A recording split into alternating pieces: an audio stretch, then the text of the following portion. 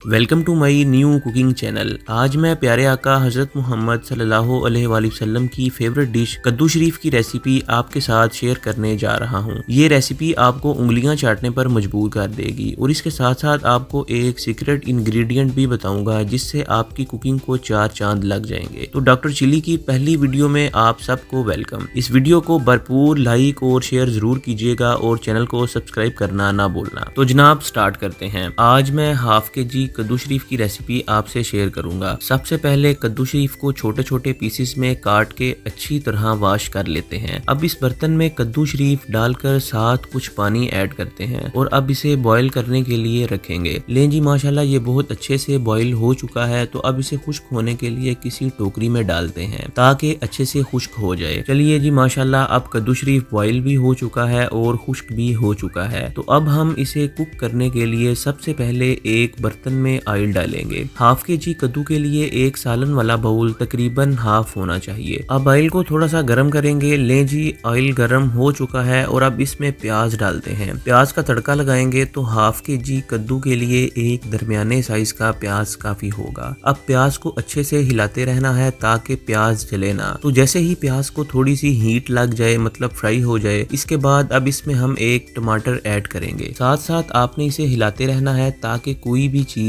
जले ना। और अब इसमें 1 टेबलस्पून सब्ज मिर्च का मिक्सचर ऐड करते हैं। और अब बारी आती है मेन इंग्रेडिएंट्स की। सबसे पहले जीरा half table spoon, black pepper half table spoon, हल्दी 1 चुटकी, साल्ट हस्बे जायका, सूखा धनिया 1 स्पून। अब इन सब को इसमें डालेंगे और थोड़ा सा पानी ऐड करेंगे। फिर हल्की आंच पे तकरीबन 1.5 से 2 मिनट इसे हिलाने के बाद अब इसमें कद्दू शरीफ को ऐड करेंगे। फिर अच्छी तरह हिलाने के बाद तकरीबन 10 मिनट के लिए हल्की आंच पे छोड़ देंगे। अब टेस्ट को बेहतर बनाने के लिए इसमें चिकन कनौर क्यूब ऐड करेंगे और यही है हमारा सीक्रेट इंग्रेडिएंट। और अब जब तक घी ऊपर ना आ जाए इसे तब तक पकाएंगे। लें जी अब माशाल्लाह कद्दू शरीफ रेडी हो चुका है। अब कद्दू शरीफ के सालन की 2 कैटेगरी होती हैं। एक तो कुछ लोग इसे गुला हुआ पसंद करते हैं, मतलब ज्यादा पका के जैसे मसाला टाइप बन जाता है उस किस्म का खाना पसंद करते हैं। और कुछ इस तरह का मतलब जिसे हम कहते हैं खला खला इस तरह का खाना पसंद करते हैं। तो उनके लिए ये बेहतरीन है। और जो लोग नरम पसंद करते हैं वो इसे अपनी मर्जी से 1 या 1.5 मिनट के लिए और मजीद पका सकते हैं। तो नेक्स्ट वीडियो में इंशाल्लाह आपके साथ वाइट कोरमा की रेसिपी शेयर की जाएगी